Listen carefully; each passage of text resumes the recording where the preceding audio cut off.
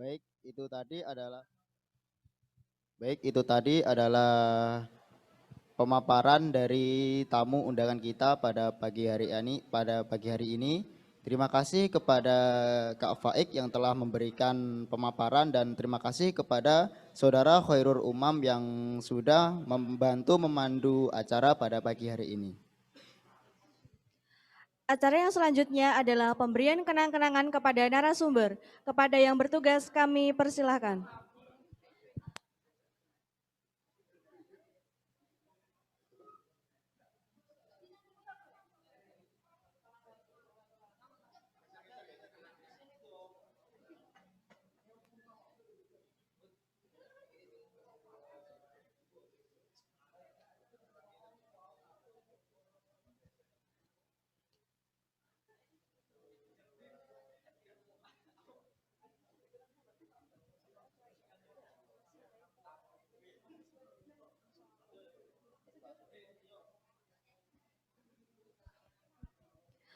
Baik, terima kasih. Dilanjutkan acara selanjutnya yaitu podcast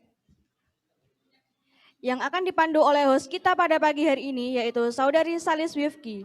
Kepada Saudari Salis Wifki kami persilahkan.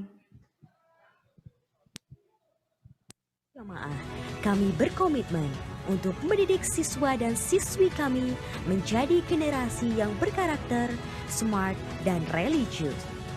Sebagaimana pendidikan menjadi pilar utama kemajuan bangsa, kami terus memotivasi peserta didik kami agar menjadi manusia pembelajar dengan sejuta impian dan mimpi, seperti halnya visi dan misi kami.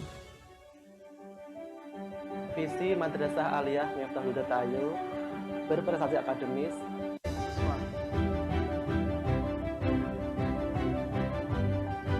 memberi kesempatan siswa untuk mengembangkan bakat olahraga dan seni.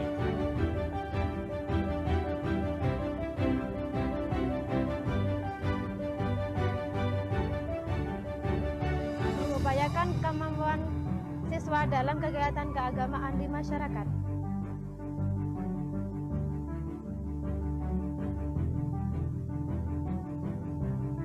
Menanamkan akhlakul karimah dalam kehidupan sehari-hari dengan berlandaskan iman dan takwa kepada Allah Subhanahu wa Ta'ala. Menciptakan lingkungan madrasah yang bersih, sehat, asri, indah, rindang, dan sejuk. Sesuai dengan visi misinya, Madrasah Aliyah Miftahul Huda Tayu memiliki tenaga pendidik dan staf karyawan yang berintegritas tinggi dan berkompeten di bidangnya. Dalam mengupayakan proses belajar mengajar yang optimal, kami dilengkapi dengan sarana dan prasarana yang terus kami kembangkan secara berkala. Sarana dan prasarana tersebut diantaranya adalah ruang kelas, masjid, lapangan olahraga, perpustakaan,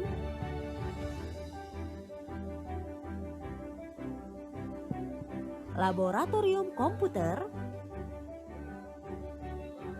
laboratorium. Oke, Assalamualaikum warahmatullahi wabarakatuh. Selamat pagi teman-teman semua yang ada di rumah. Bagaimana nih kabarnya? Semoga pastinya luar biasa ya. Nah, masih semangat nggak nih? Harus semangat dong. Kita itu harus mengawali pagi hari ini dengan penuh semangat. Karena apa? Karena kalian tuh adalah calon-calon dari generus bangsa yang akan menjadi garda terdepan bangsa ini. Oleh karena itu harus tetap dijaga dong semangatnya. Oke, pada kesempatan pada pagi hari ini kita akan berbincang-bincang nih dengan kakak-kakak mahasiswa yang sudah tergabung pada pagi hari ini. Baik, pepatah mengatakan tak kenal maka tak sayang. Kalau belum kenalan ya udah izinkan saya untuk memperkenalkan diri terlebih dahulu. Baik, perkenalkan nama saya Salis Wifki Hidayati dari UIN Sunan Kalijaga Yogyakarta yang akan menjadi host pada pagi hari ini. Pada sesi pertama ini kita sudah kedatangan nih beberapa kakak-kakak dari universitas yang tentunya sangat luar biasa yang sudah tergabung di pagi hari ini ya.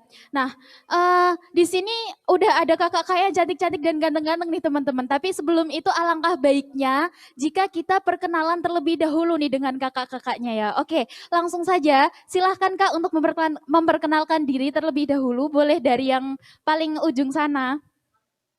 Oke.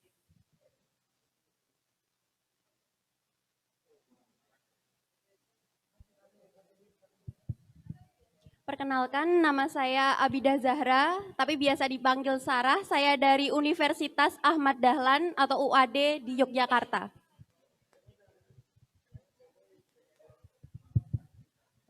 Assalamualaikum warahmatullahi wabarakatuh. Perkenalkan, nama saya Adi Sumartanto dari kampus Politeknik Negeri Semarang atau Polines. Terima kasih. Wassalamualaikum warahmatullahi wabarakatuh. Sebelumnya perkenalkan, nama saya Endah Yuliana Lestari, biasa dipanggil Endah. Saya dari Prodi PGSD, dari UNS Universitas 11 Maret Angkatan 2019.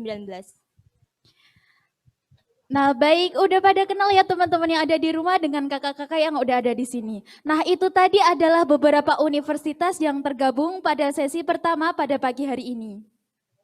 Oke, baik.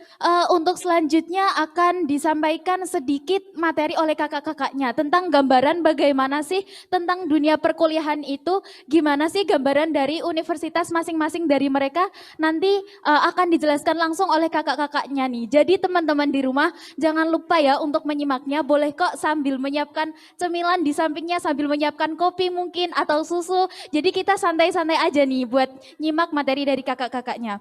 Oke, yang pertama boleh langsung dari yang mana dulu nih, yang cantik dulu apa yang ganteng dulu? Oke, boleh deh dari kakak yang tengah dulu, yang dari Politeknik Negeri Semarang.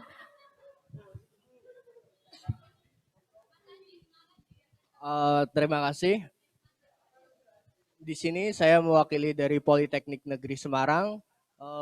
Bagi yang belum tahu, Politeknik Negeri Semarang ini berlokasi di Semarang, tepatnya di Tembalang. Di sini saya akan menjelaskan tentang prodi apa atau jurusan apa yang ada di Politeknik Negeri Semarang. Yang pertama adalah Teknik Sipil.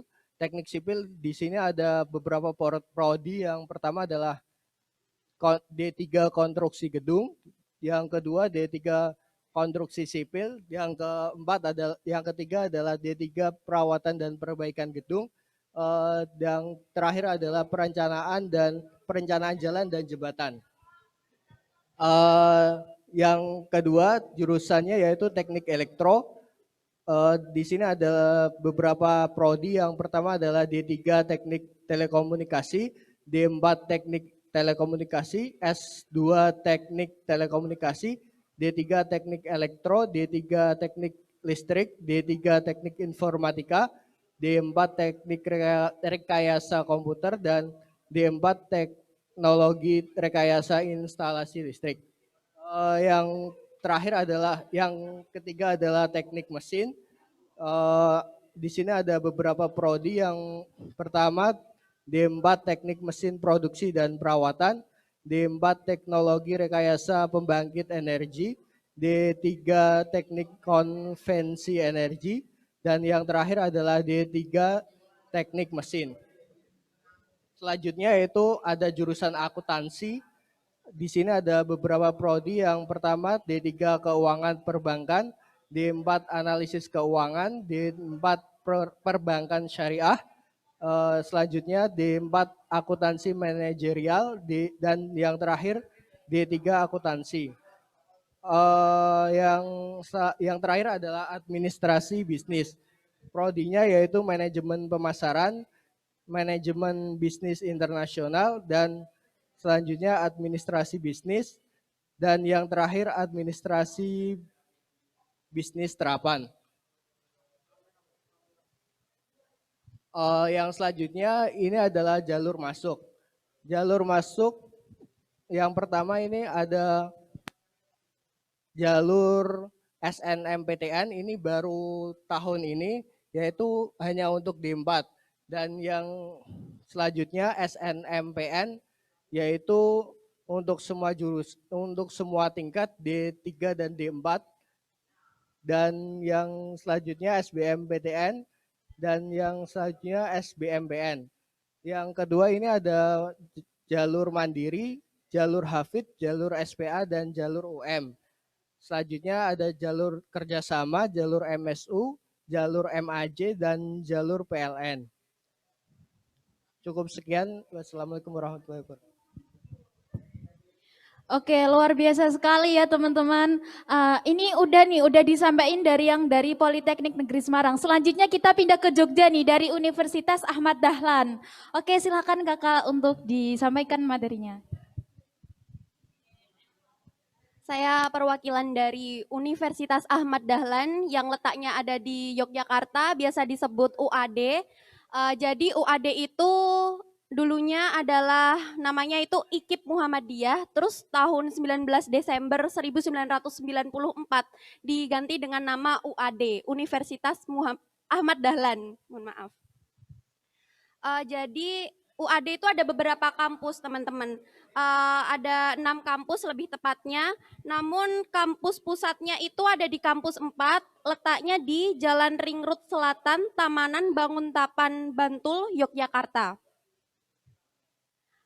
Di UAD juga banyak prodi dan lebih tepatnya ada 11 fakultas dan 44 prodi. Di sini ada Fakultas Agama Islam, prodinya Ilmu Hadis, Bahasa dan Sastra Arab, Perbankan Syariah, Pendidikan Agama Islam.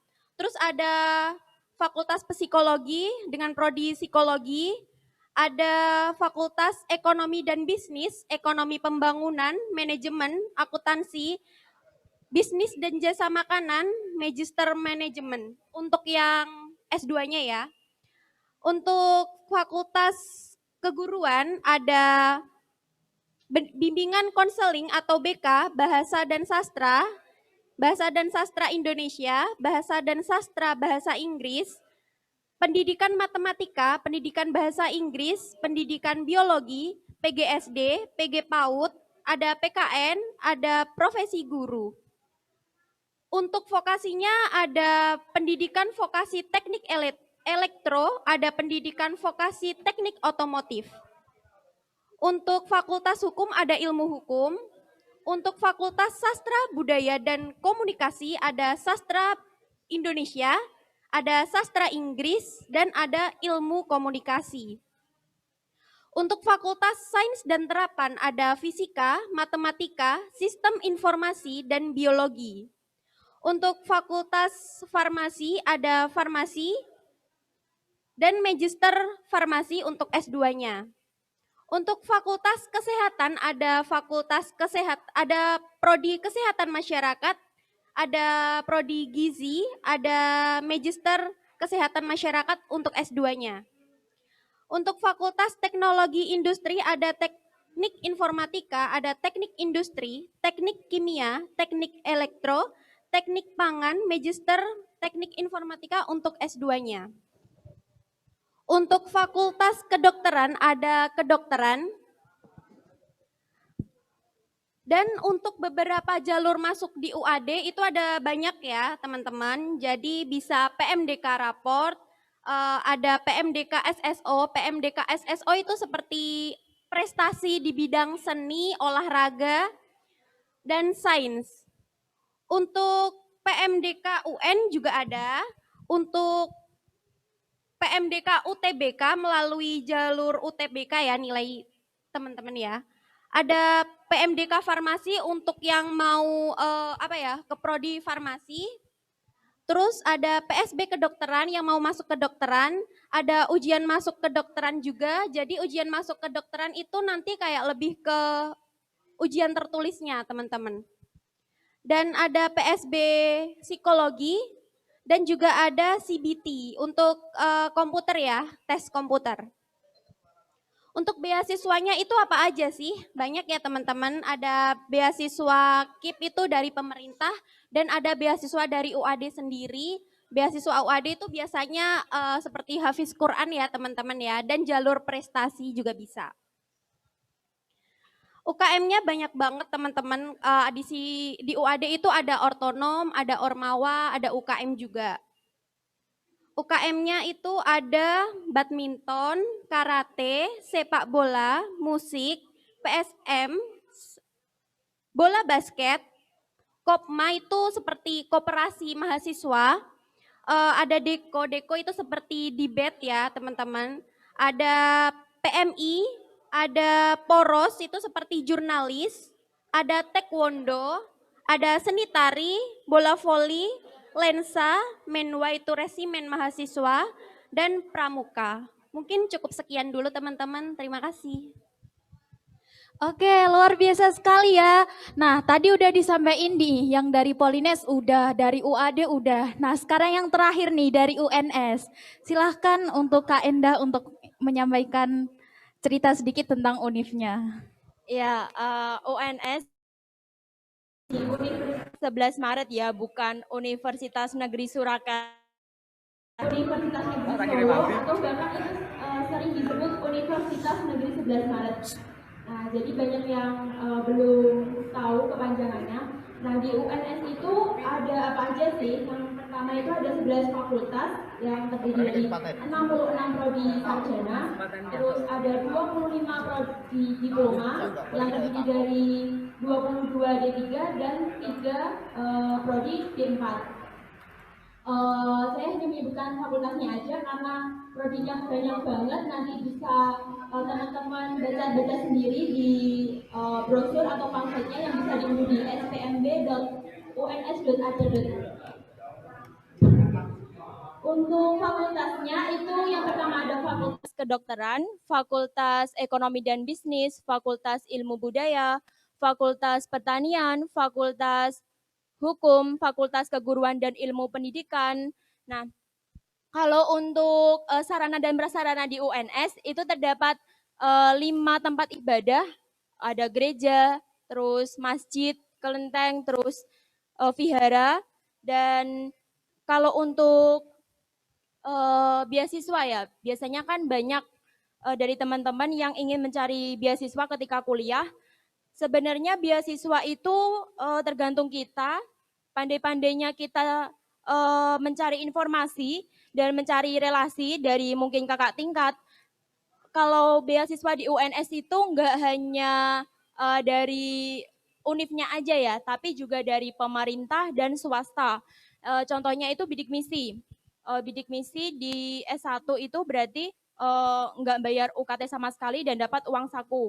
Dan saya pernah berbincang-bincang sama kakak yang S2 itu dia melanjutkan bidik misinya saat di S2 sehingga pas S2-nya pun dia nggak bayar UKT sama sekali. Terus ada beasiswa PPA. Kalau untuk yang di swasta itu banyak banget. Biasanya itu di-share ke fakultas, ke BEM dulu, nanti baru di-share ke mahasiswa secara umum. Nah, nanti dari BEM itu menyediakan narah hubung biar mahasiswa secara umum itu tahu kalau ada info beasiswa, lalu untuk mengetahui syarat-syaratnya apa aja gitu. Kalau untuk UKM banyak ya, itu tergantung dari minat kita. Misal kalau kayak minatnya di olahraga itu ada voli, basket, seperti itu. Kalau untuk yang saya ikuti ini UKM SIM atau studi ilmiah mahasiswa itu seperti kayak UKM kepenulisan seperti itu, dan masih banyak lagi seperti Voka Erudita, lalu marching band, dan lain-lain, pasti masih banyak gitu. Mungkin itu sih buat pengenalan tentang UNS. Terima kasih. Oke, baik, luar biasa sekali ya teman-teman penjelasan dari kakak-kakak tadi yang ada di sini. Nah Kak, setiap universitas pasti kan memiliki keunggulan masing-masing ya Kak. Nah, kira-kira bisa diceritain sedikit dong Kak, dulunya tuh kakak-kakak bisa daftar yang di UAD, kok bisa masuk sih di UAD, itu gara-gara yang bikin tertarik itu apa sih Kak? Kira-kira boleh dong Kak diceritain sedikit, mungkin boleh dimulai dari yang mana dulu ya? Oke, dari ini Kak Endah dulu. Oke, boleh. Oke, baik.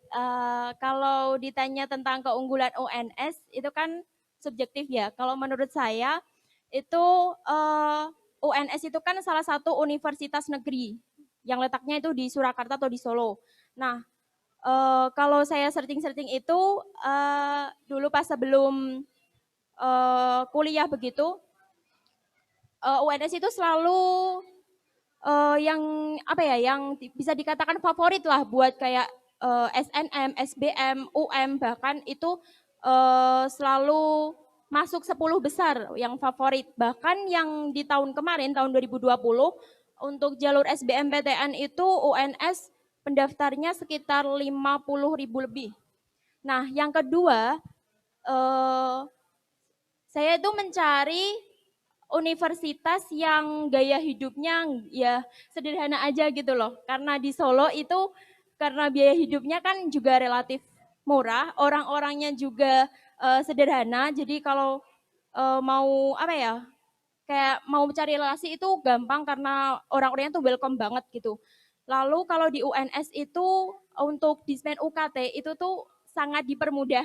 Karena apa? Semisal kita mendapatkan nominal UKT-nya di awal masuk. Nah, kalau kita tidak setuju atau keberatan, itu kita bisa mengajukan sanggah UKT, yang namanya sanggah UKT. Tapi juga harus disertai dengan alasan yang jelas. Kenapa kita nggak terima dengan UKT yang sudah diberikan. Dan setiap semester pun itu difasilitasi yang namanya dispen keringanan UKT. Nah, itu tuh syaratnya juga nggak terlalu berlibat, jadi bagi mereka yang mungkin keberatan untuk membayar, bisa mengajukan dispen keringanan UKT. Dan yang ketiga, menurut saya, UNS itu sangat mengapresiasi bagi mereka mahasiswa yang berprestasi. Semisal kayak kita juara 1 atau mungkin dapat juara nasional lah. Nah, kita bisa mengajukan dana reward atau dana penghargaan ke UNIF. Dan itu nominalnya juga nggak main-main, sekitar ya pokoknya jutaan lah. Mungkin itu sih. Oke, itu tadi kalau dari kalau dari yang UNS ya teman-teman. Oke, selanjutnya kalau dari yang Jogja nih, UAD nih. Gimana nih Kak? Saya memilih UAD mungkin bisa jadi tidak diterima negeri ya, tapi UAD itu adalah kampus swasta terbaik ya di salah satu kota Yogyakarta. Selain fasilitasnya yang sangat memadai, fasilitasnya juga maju ya, termasuk mall di tengah sawah ya bisa jadi. UAD itu juga ada fasilitas EIC namanya, Islamic Center. Islamic Center itu masjid yang sangat terkenal ya di kota Yogyakarta, masjid yang letaknya ada di UAD. Dan terus UAD itu juga memiliki relasi juga yang sangat, saya memiliki relasi juga di UAD. Dan mungkin kalau ingin ada bimbingan karir juga ada. Jadi nanti itu melalui pendidik akademik bisa, dan juga banyak sih sebenarnya kalau di UAD. Terus di sana juga UKM-nya itu maju ya. Saya juga dari salah satu UKM yang sangat terkenal juga di Universitas Ahmad Dahlan. Ya mungkin itu aja dulu ya. Terima kasih. Mungkin nanti kalau mau kepo-kepo tentang UAD bisa dicari di Instagram resminya namanya klik_UAD, dan untuk di websitenya juga ada uad.ic.id. Terima kasih. Oke, luar biasa sekali. Nah, kalau yang terakhir nih dari kakak yang paling ganteng, dari Polines. Oke. Keunggulan dari Polines yaitu adalah sebelumnya itu Polines itu adalah Politeknik Negeri terbaik keempat di Indonesia. Dan keunggulan Polines yaitu Polines itu memiliki sistem paket. Jadi kita pasti lulus dengan tepat waktu. Seperti saya D4, saya pasti akan lulus di tahun keempat saya. Dan untuk fasilitas di sana, saya rasa sangat lengkap untuk menunjang kegiatan belajar mengajar. Seperti di Politeknik itu kalian pasti sudah tahu bahwa kita lebih banyak praktek daripada teori. Nah, itu ketika kita lulus, kita akan kerja, itu adalah sebagai nilai plus ketika kita lulus pasti ketika kita kerja pasti yang dicari adalah yang mempunyai pengalaman yang banyak. Nah, di vokasi ini kita pengalamannya cukup banyak. Ketika kita kuliah, praktek kita itu cukup banyak. Nah, itu akan jadi nilai plus dari univ-univ yang lain. Dan alasan saya memilih Polines adalah yaitu prakteknya banyak dan salah satunya adalah dekat dari Pati dan merupakan politeknik terbaik keempat di Indonesia. Sekian. Wassalamualaikum warahmatullahi wabarakatuh. Wow, luar biasa sekali ya teman-teman. Pasti di setiap univ masing-masing tuh pasti memiliki keunggulan sendiri ya teman-teman. Nah, terus Kak, biasanya kan para calon maba nih selain kayak nyari suatu hal yang menjadi keunggulan dari masing-masing univ, biasanya tuh juga cari univ yang banyak beasiswanya nih Kak. Nah, bisa dong dijelasin sedikit tentang beasiswa apa aja sih yang ada di univ-univ dari kakak-kakak yang ada di sini? Oke, boleh deh dari kakak UAD dulu. Untuk beasiswanya itu tadi sudah sedikit saya jelaskan ya, banyak untuk beasiswa dari pemerintah itu dari KIP bisa Kartu Indonesia Pintar. Untuk universitasnya sendiri itu ada beasiswa UAD ya. Beasiswa UAD itu biasanya itu ada beasiswa Hafiz Quran ya. Jadi kalau teman-teman mungkin ada yang Hafiz Quran, potongan kuliahnya pasti banyak dan juga gratis, dan juga di sana itu ada asrama ya teman-teman, asrama putri dan asrama putra. Jadi biaya hidupnya lebih kecil juga, apalagi di kota Yogyakarta untuk makan saja cukup uang 3.000 itu sudah cukup kenyang ya teman-teman ya.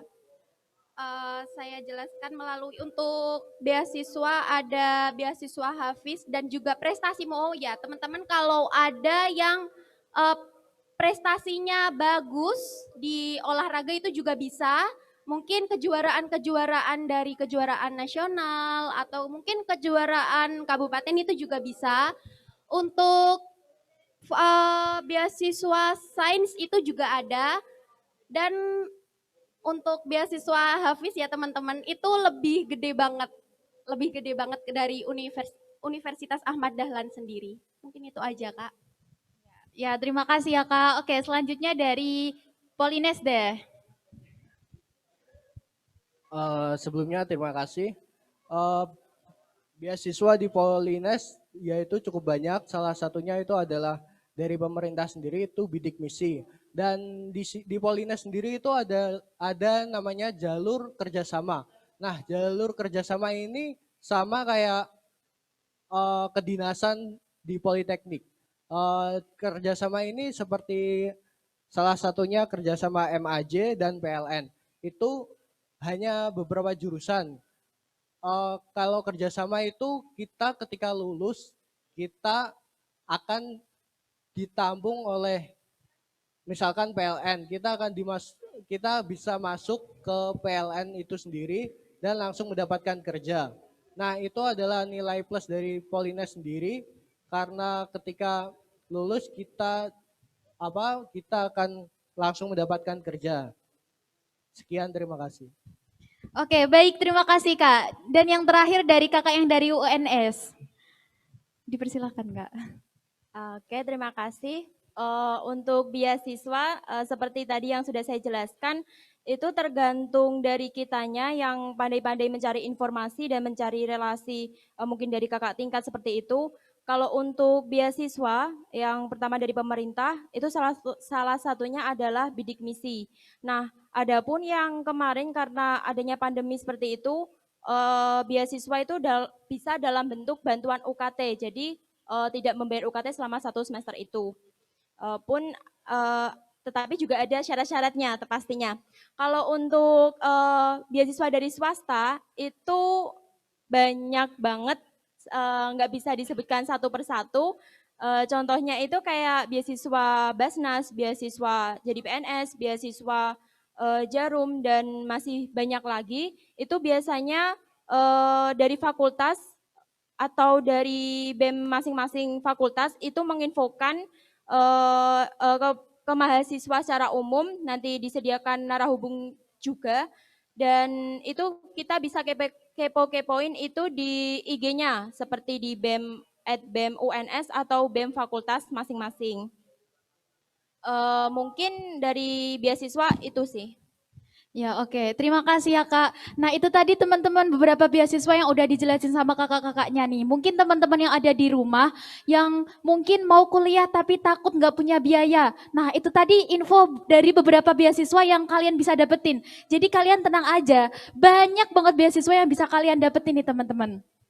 Oke, nah terus Kak, kalau untuk biaya hidup di daerah UNIF dari kakak-kakak sendiri itu gimana sih Kak? Kira-kira biaya hidup di sana apakah murah banget, murah aja, atau malah mahal banget? Nah bisa nih Kak, sharing cerita-cerita sedikit tentang pengalaman kakak-kakak pas kuliah di sana tuh gimana sih biayanya? Oke, boleh nih dari yang mana dulu ya? Dari yang tengah dulu deh, kakak dari Polines. Sebelumnya terima kasih. Untuk biaya hidup di Polines itu sangat relatif. Kalau kalian pintar-pintar cari tempat yang murah, bisa sangat hemat. Kalau kalian pengen cari tempat yang mahal, ya sangat banyak. Jadi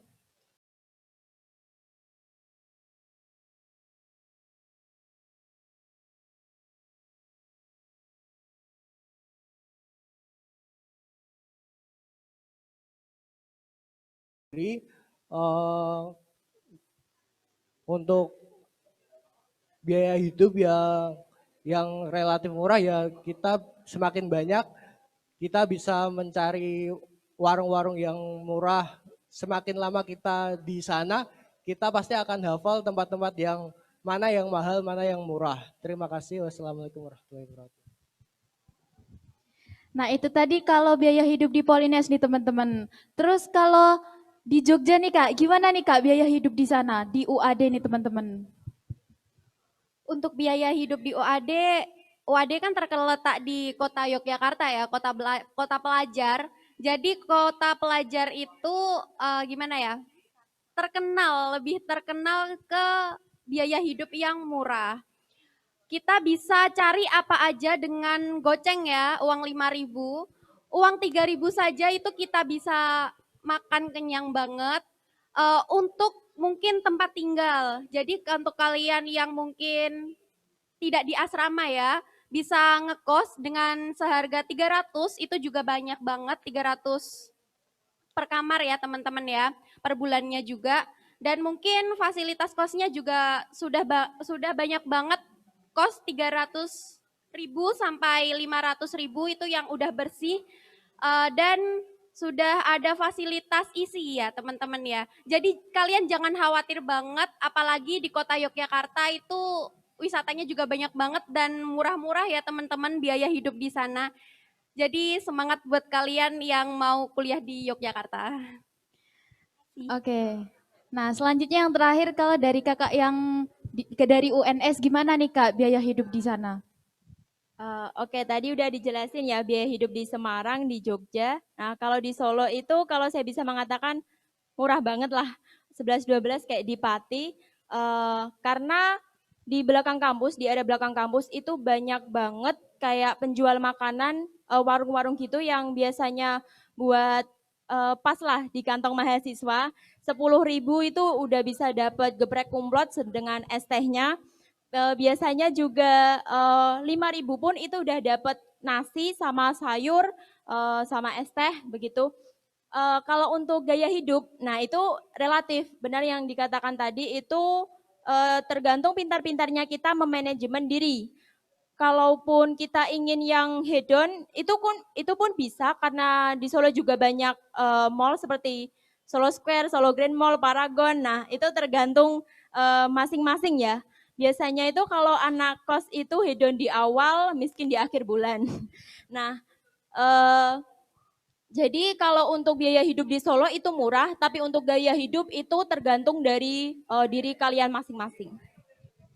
Oke, nah itu tadi beberapa itu ya teman, beberapa cerita tentang biaya hidup yang ada di daerah kakak-kakak yang ada di sini masing-masing. Nah, jadi pada kesimpulannya tuh kalau soal biaya hidup tuh tergantung pada pribadi diri seseorang masing-masing ya. Jadi pinter-pinternya kalian lah buat memanage uang kalian gimana bisa cukup untuk 1 bulan ke depan biar nggak miskin di kemudian hari kayak gitu. Nah sekarang nih Kak, yang terakhir kasih motivasi dong buat teman-teman yang ada di rumah biar tetap semangat nih buat mengejar PTN atau PTS impian mereka. Nah boleh Kak dari kakak yang dari sini dulu, yang dari UNS. Untuk pesan atau motivasi sebenarnya sudah banyak disampaikan dari kakak-kakak perwakilan UNIF ya dari kemarin juga. Kalau dari saya, mulailah dengan menetapkan tujuan dan fokus pada tujuan tersebut. Semisal kalian ingin kuliah di mana sih, ingin ambil prodi apa sih, ya udah fokus pada hal yang udah kalian tentuin. Dan belajar itu nggak harus mempeng kok, nggak harus 2 jam, 3 jam secara langsung sampai kita muak dengan materinya. Karena secara logika pun otak kita nggak mampu menyerap semua informasi selama itu. Yang penting itu kita konsisten, kita istiqomah dengan apa yang udah kita tetapkan, dan jangan pernah patah semangat. Ngeluh sesekali bolehlah karena itu manusiawi, tapi jangan pernah menyerah karena if you can dream it, you can do it. Oh, luar biasa sekali ya teman-teman, kita beri aplaus dong dari rumah masing-masing ya. Oke, selanjutnya kalau dari yang kakak Polines nih Kak, kasih motivasi dong buat teman-temannya yang ada di rumah. Untuk teman-teman, adik-adik, pastinya berat.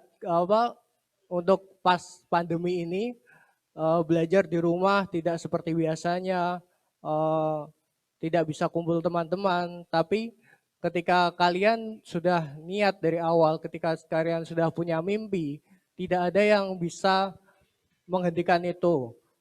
Semangat belajar, semangat menuju tempat impian kalian, belajar dimanapun, ketika kalian emas, kalian akan tetap emas. Belajar dimanapun, ketika kalian sungguh-sungguh, kalian akan mencapai tujuan dari kalian sendiri. Terima kasih.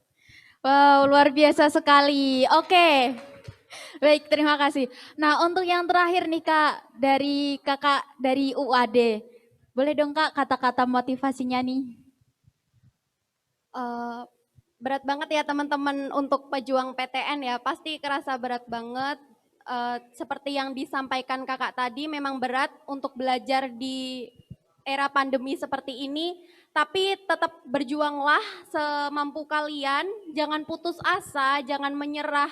Bahkan ketika kalian merasa ingin seperti menangis pun, itu nanti pada akhirnya perjuangan kalian itu gagal atau tidaknya itu nggak akan pernah merasa kecewa, nggak akan pernah merasa menyesal karena perjuangan kalian itu sudah terlihat seperti orang yang hebat ya teman-teman. You are not mess, you are brave for trying. Terima kasih.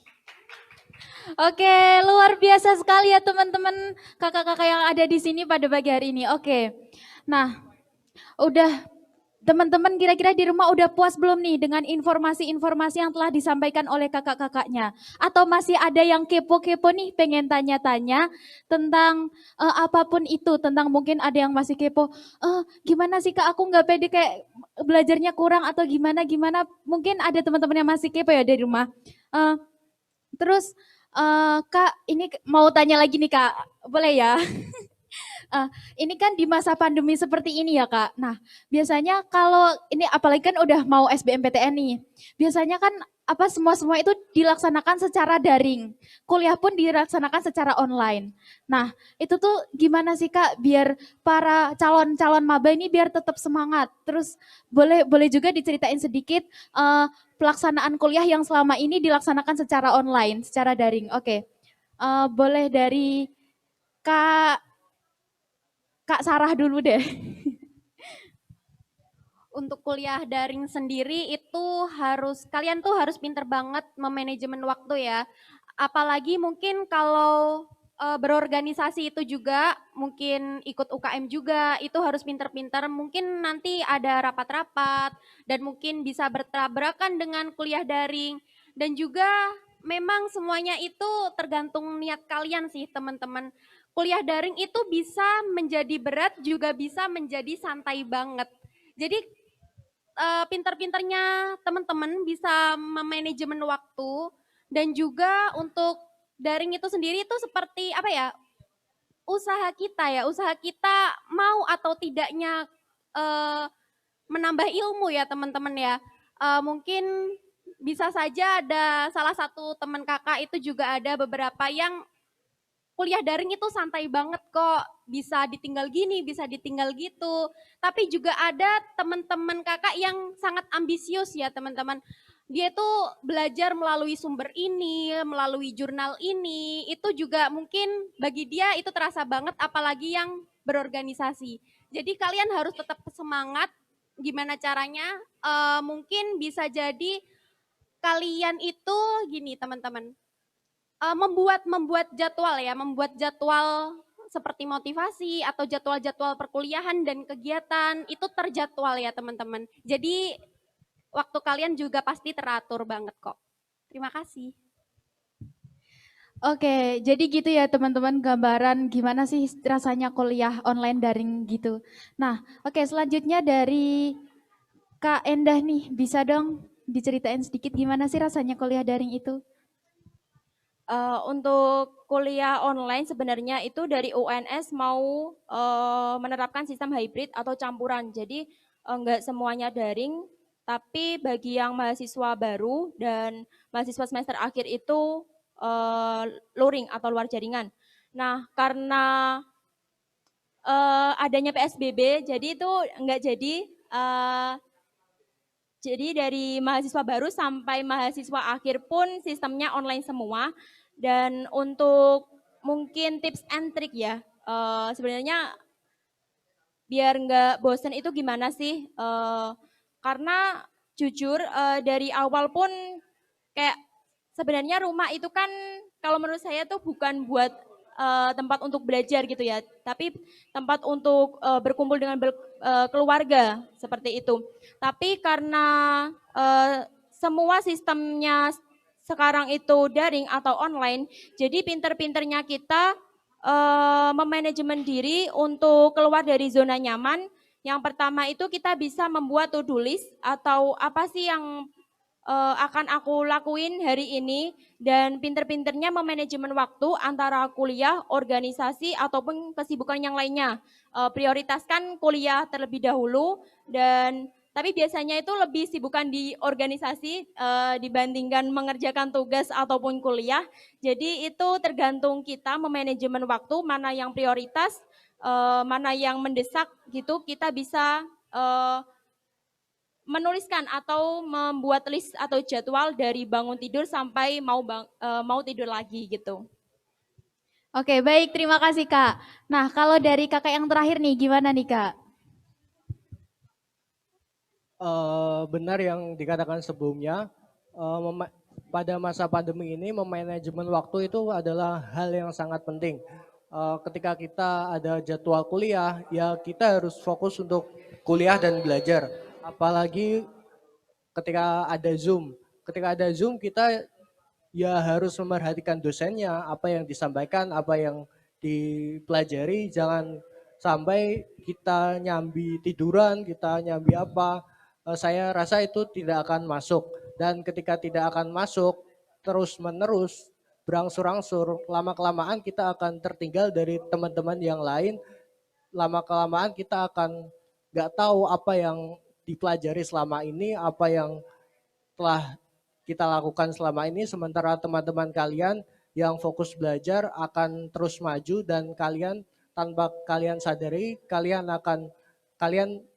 tanpa sadari telah diam di tempat tanpa ada kegiatan apapun, sementara teman kalian sudah belajar kegiatan organisasi. Jadi pesan dari saya adalah ketika kita fokus kuliah, ya fokus kuliah. Ketika tidak ada kegiatan, ya bisa melakukan kegiatan yang lain. Mungkin itu cukup sekian. Oke, baik. Terima kasih ya Kak. Dari tadi udah ditanya-tanyain terus nih. Mungkin teman-teman yang ada di rumah udah cukup puas ya dengan informasi-informasi yang diberikan oleh kakak yang ada di sini. Oke, baik. Sebelum itu saya ucapkan terima kasih kepada kakak-kakak yang telah menyempatkan waktunya untuk mengikuti acara pada pagi hari ini. Dan teman-teman di rumah jangan lupa ya tetap semangat dan tetap stay tune di Zoom karena setelah ini masih ada podcast sesi kedua. Jadi buat teman-teman di rumah bolehlah sambil rebahan